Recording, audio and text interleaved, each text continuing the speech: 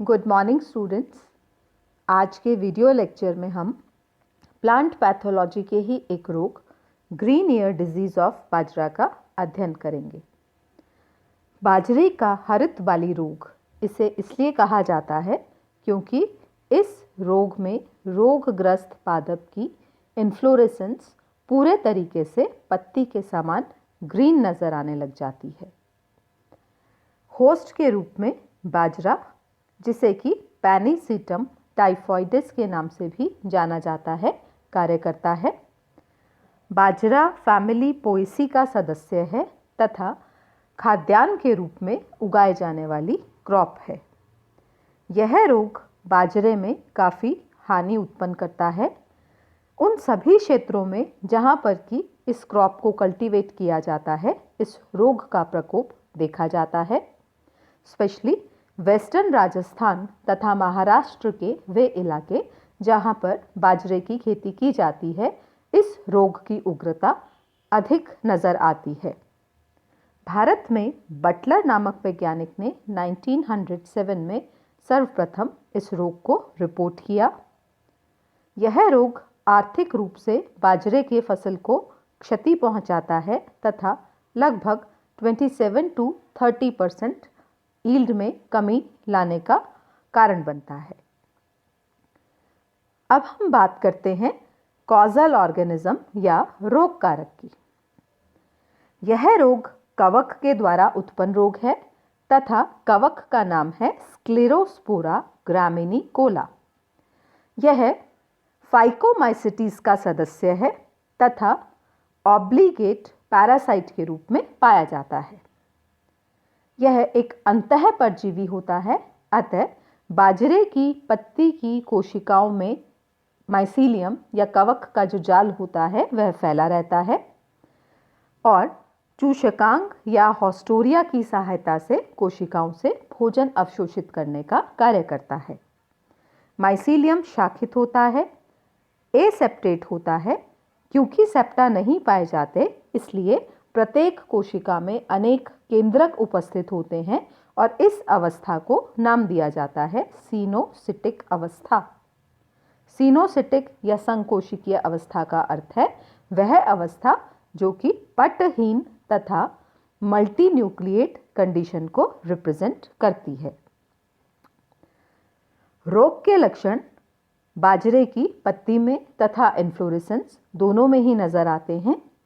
पत्ती पर पाए जाने वाले लक्षणों को डाउनी मिल्ड्यू स्टेज के नाम से जाना जाता है। पुष्प क्रम पर जो लक्षण नजर आते हैं वह पुष्प क्रम को पत्ती के समान बना देते हैं। पुष्प क्रम हरे रंग का हो जाता है, अतः इसे ग्रीन ईयर स्टेज के नाम से जाना जाता है। तो चलिए सबसे पहले पढ़ते हैं डाउनी मिल्ड्यू स्टेज के बारे में। जैसा कि अभी हमने पढ़ा कि यह अवस्था मुख्यतः पत्तियों पर विजिबल होती है। पत्तियों पर पाउडरी मास नजर आने लग जाता है। संक्रमित पत्तियों की लोअर सरफेस पर यह मास ज़्यादा अधिक विजिबल होता है। पाउडरी मास बनने का कारण होता है पत्ती पर डेवलप होने वाले स्पोरेंजिया की उपस्थिति। स्पोरेंजिया का निर्माण वेदर कंडीशंस के द्वारा भी ट्रिगर किया जाता है। लो टेम्परेचर तथा ह्यूमिड एटमॉस्फेयर स्पोरेंजिया के निर्माण को प्रोत्साहित करते हैं। इन्फेक्टेड पत्तियां पूरे तरीके से ट्विस्टेड हो जाती हैं। धीरे धीरे इनमें क्लोरोफिल नष्ट होने लग जाता है तथा रोग की उग्रता की स्थिति में यह लंबवत रूप से दो भागों में बंट भी जाती है। अब हम बात करते हैं इन्फ्लोरेसेंस पर पाए जाने वाली ग्रीन ईयर स्टेज की। रोग के मुख्य लक्षण पुष्पक्रम या इन्फ्लोरेसेंस पर ही प्रकट होते हैं। इसके अंतर्गत बाजरे का ठोस ईयर पूर्णतः अथवा आंशिक रूप से छोटी छोटी loosely arranged leaf like structures में बदल जाता है। वास्तव में बाजरे की जो ठोस बाली होती है उसमें स्पाइकलेट के विभिन्न भाग, चाहे वह ग्लूम हो, चाहे वह स्टेमन्स हो या कार्पल हो, वह सब अपनी आकृति में हाइपरट्रॉफी का फिनोमेना शो करते हैं। यहाँ पर बच्चों आप ध्यान दीजिए, हाइपरट्रॉफी या अतिवृद्धि एक महत्वपूर्ण टर्म है। इसका अर्थ होता है पादप के किसी भाग का, चाहे वह कोशिका है या ऊतक है, असामान्य रूप से वृद्धि करना तथा अपने मूल रूप से विरूपित हो जाना। यह प्रक्रिया हाइपरट्रॉफी कहलाती है।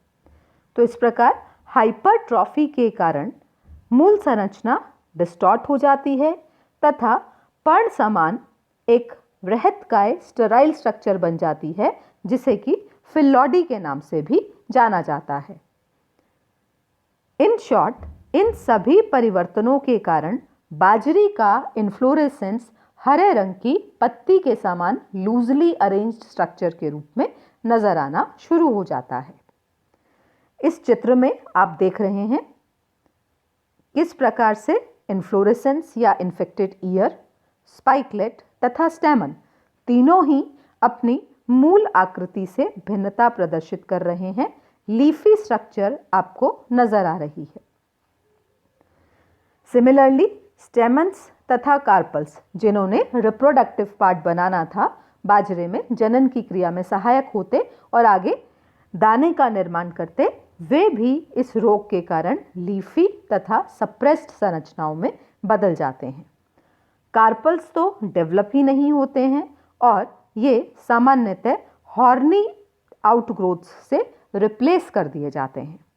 तो इस प्रकार रोगग्रस्त पादप में दानों का निर्माण नहीं हो पाता है। इस चित्र में आप बहुत ही स्पष्ट रूप से एक स्वस्थ बाली में तथा एक रोगग्रस्त बाली में अंतर नोट कर सकते हैं। स्वस्थ बाली में आप देख रहे हैं ठोस संरचना जो कि दानों से भरी हुई है, जबकि रोगग्रस्त बाली में हाइपरट्रॉफी के कारण साइज बड़ा हो गया है तथा पूरे का पूरा इन्फ्लोरेसेंस हरे रंग की पत्तीनुमा संरचनाओं में मॉडिफाई हो गया है। इस प्रकार दाने नहीं बनने के कारण प्रोडक्शन में काफी गिरावट नोटिस की जाती है। अब हम बात करते हैं इस रोग की डिजीज साइकिल की।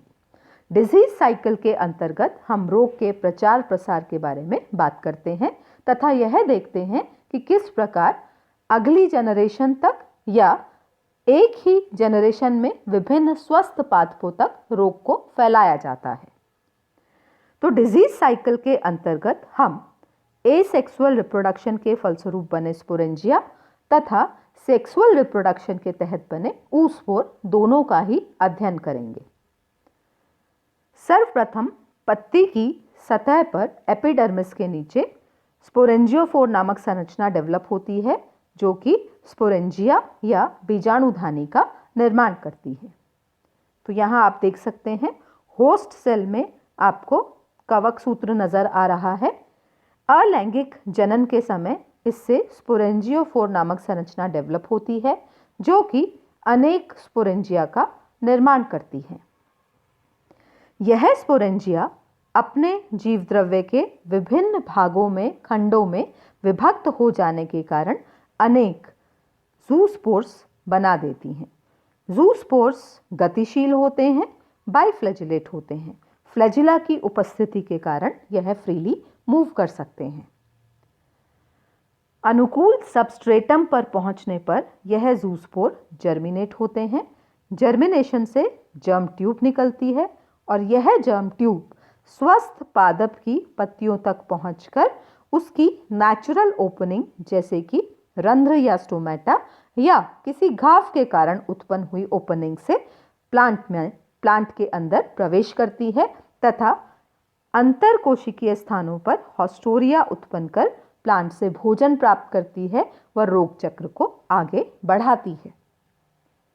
इसी तरीके से अगर हम रिप्रोडक्टिव लैंगिक स्टेज की बात करें तो हम यह देखेंगे कि रिप्रोडक्टिव स्ट्रक्चर्स सामान्यतः लीव्स में तथा विकृत स्पाइकलेट में ही उत्पन्न होती हैं। सेक्स ऑर्गन्स के रूप में ऊगोनिया व एंथ्रीडिया का निर्माण होता है। इनमें गैमेट्स क्रमशः मेल तथा फीमेल गैमेट के बनने से निषेचन की प्रक्रिया संपन्न होती है व डिप्लॉइड oospore का निर्माण होता है। यह oospore भी होस्ट टिश्यू के इंटरसेलुलर स्पेसेस में बिखरा हुआ रहता है। जैसे ही इन्फेक्टेड प्लांट नीचे गिरता है वैसे ही यह oospore प्लांट टिश्यू से निकलकर सॉइल में मुक्त हो जाता है। सॉइल में आने के पश्चात यह लगभग 3 साल तक सॉइल में जीवित रह सकता है। इस प्रकार एक इन्फेक्टेड प्लांट से प्राप्त इनोक्यूलम या संक्रमण योग्य भाग लगभग 3 साल तक संक्रमण करने योग्य रह सकता है। अनुकूल परिस्थितियां आने पर यह oospore जर्मिनेट होता है। इसके अंकुरण से जर्म ट्यूब्स का निर्माण होता है जो कि स्वस्थ पादप की पत्ती तक पहुंचती हैं व उनमें उपस्थित स्टोमेटा के द्वारा प्लांट टिश्यू में प्रवेश कर जाती है। oospore के जर्मिनेशन के लिए सामान्यतः 20 से 25 डिग्री सेंटीग्रेड का तापमान उपयुक्त माना जाता है। इस प्रकार oospore तथा स्पोरेंजिया दोनों ही डिजीज साइकिल को चलाते रहते हैं। oospore प्राइमरी इनोक्यूलम के रूप में काम करता है तथा स्पोरेंजिया सेकेंडरी इनोक्यूलम के रूप में काम करती हैं। oospore के जर्मिनेशन से जो जर्म ट्यूब्स बनती हैं वे कवक जाल स्वस्थ पत्ती को संक्रमित करते हैं। सिमिलरली इस कवक जाल से जो स्पोरेंजिया बनती हैं उनसे उत्पन्न जल बीजाणु भी स्वस्थ पत्ती को संक्रमित करने की क्षमता रखते हैं। इस प्रकार पीढ़ी दर पीढ़ी या एक ही जगह पर निरंतर रोग का प्रचार व प्रसार होता रहता है व डिजीज साइकिल चलता रहता है।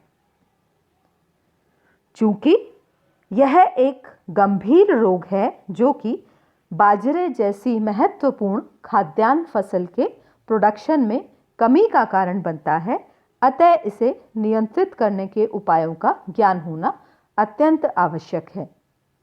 तो हम देखते हैं कुछ डिजीज कंट्रोल मेथड्स। सबसे सुरक्षित डिजीज कंट्रोल का मेथड है डिजीज रेजिस्टेंट या रोग प्रतिरोधी किस्मों को उगाना। रोग प्रतिरोधी किस्में रोग के प्रति प्रतिरोधकता प्रदर्शित करती हैं तथा इस रोग से बची रहती हैं। बाजरे में पाई जाने वाली कुछ डिजीज रेजिस्टेंट वैरायटीज इस प्रकार से हैं: HB5, PHA1Q, PHB14, T15 तथा T65।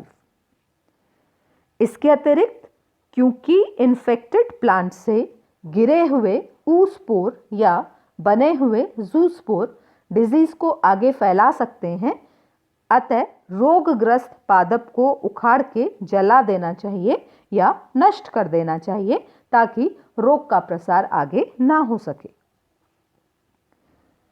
क्रॉप रोटेशन भी एक महत्वपूर्ण मेथड हो सकता है डिजीज कंट्रोल के लिए। लगभग 6 साल के अंतराल में क्रॉप रोटेशन करते रहना चाहिए। चूंकि oospore लंबे समय तक सॉइल में रहते हैं तथा यहाँ से पुनः रोग का कारण बनते हैं, अतः सॉइल का डिसइंफेक्शन या सॉइल को संक्रमण मुक्त करना भी डिजीज कंट्रोल का एक महत्वपूर्ण इफेक्टिव वे हो सकता है। सीड में किसी भी प्रकार का इनोक्यूलम ना रह जाए इसलिए बीज को उगाने से पूर्व ही केमिकली ट्रीटेड कर लिया जाता है 0.1% एग्रोसन तथा 0.4% थायरम के द्वारा।